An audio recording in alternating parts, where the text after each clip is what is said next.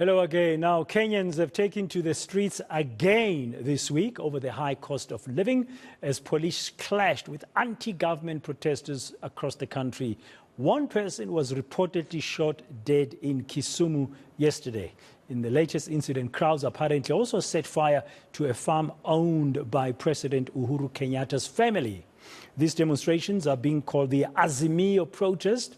Akello Odenyo, General Secretary of the Crime Journalists Association of Kenya, is joining us now live from Nairobi to give us more and give us the latest. Akello, good afternoon. Thank you very much for your time this afternoon from Nairobi. Welcome to Today here on eNCA. What is the latest you can tell us about these Azimio protests?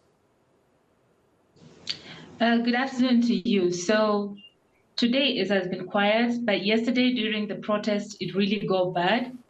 I mean, like you already said, one person was shot dead. This is the third person to die since the beginning of this protest, which started on 20th of March. I think the similar demonstrations are being held in South Africa.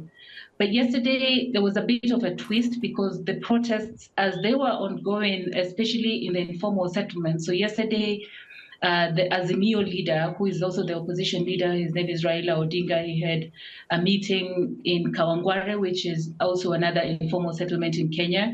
And then he made his way. At one point, the caravan got blocked at one point by the police officers because the police say that these demonstrations are against the law because they do not meet the standards for the Public Order Act.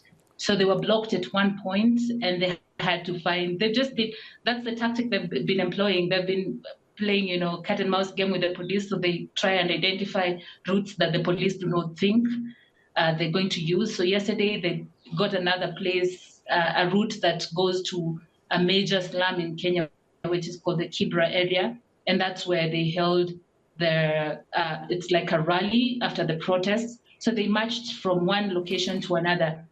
But the twist was that during the same demonstrations, or the demonstrations were going on, there were some people who attacked the former president's farm just at the outskirts of Nairobi. It's a county called Kiambu.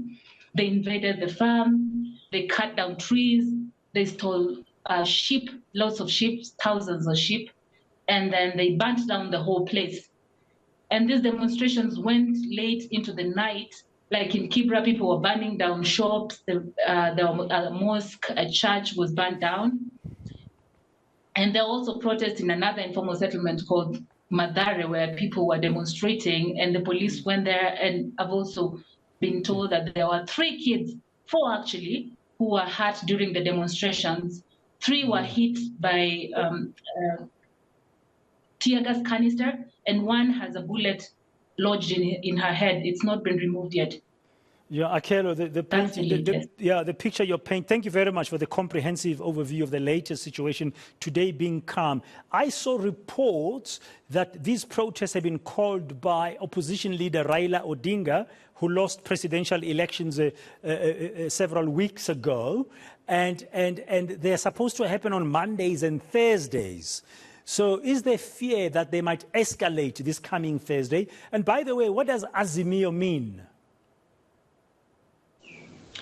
Azimio is a coalition of many political parties. So during Kenyan elections, political parties come together and then they form like an umbrella party. So Azimio is just an umbrella name. It's a Swahili word to mean gathering of people together. Okay. But yes, I think on Thursday, there's fear because what we saw yesterday is something that we had not thought would happen. Yesterday, the protest started, a lot of people had so much expectations. We all expected that if anything was to happen, it was going to happen on 20th of March. But the police really came out and protected so many areas. So the demonstrators were not even able to access the central business district, which was even the central place for gathering before they moved out to, the location they wanted to march to. But that the CBD was cordoned off, so they were not able to access that.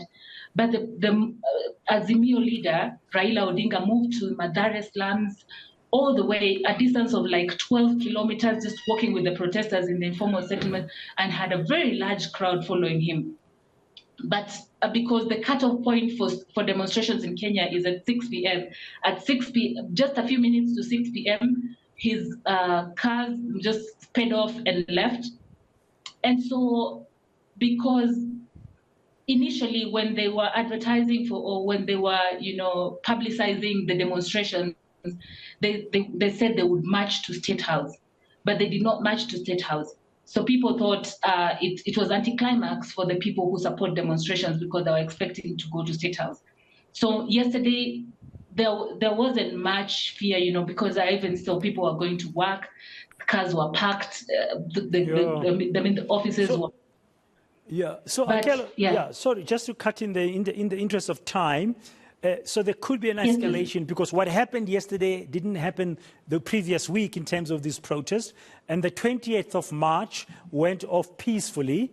We also had a national protest here in South Africa, also on the 28th of March, which went off peacefully, by the way. So now, just remind our viewers here in South Africa, what are the main demands of Azimio? In my introduction, I said they are protesting against the high cost of living.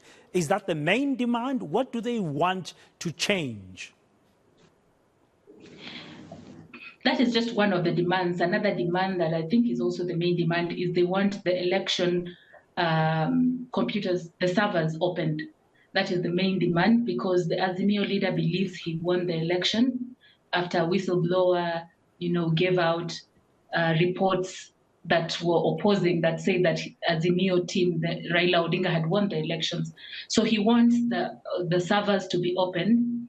He also wants the formation of the IBC, the Independent Electoral Boundaries Commission, which is in charge of in charge of elections, supervising elections. So the commission has 4 commissioners who are, after the elections, they were ejected from office because they were said to have abused their office. Okay. But now they want an inclusive way of, employing the new commissioners, which has not happened yet because the MPs, the member of parliaments who belong to Azimio, walked out and said the process was not fair. But the party, the ruling party, went ahead to suggest names, and they're continuing the process. So that's one of the demands also, and also high cost of living is another one because all the subsidies were removed immediately this government came to power. So it's a demand for a more inclusive electoral commission, but also the high cost of living. And there are fears that this Thursday, is Azimio going ahead with the protest this Thursday? Yes, they're going on with the protest on Thursday. Okay, thank you very much for your time, Akello. I'm sure we'll touch base with you again. Hopefully, there'll be less violence than what we saw yesterday in and around Nairobi. And the main demands around cost of living plus an inclusive electoral commission. And that's Raila Odinga, who's leading Azimio. They're not happy about the loss of the presidential elections a few weeks ago.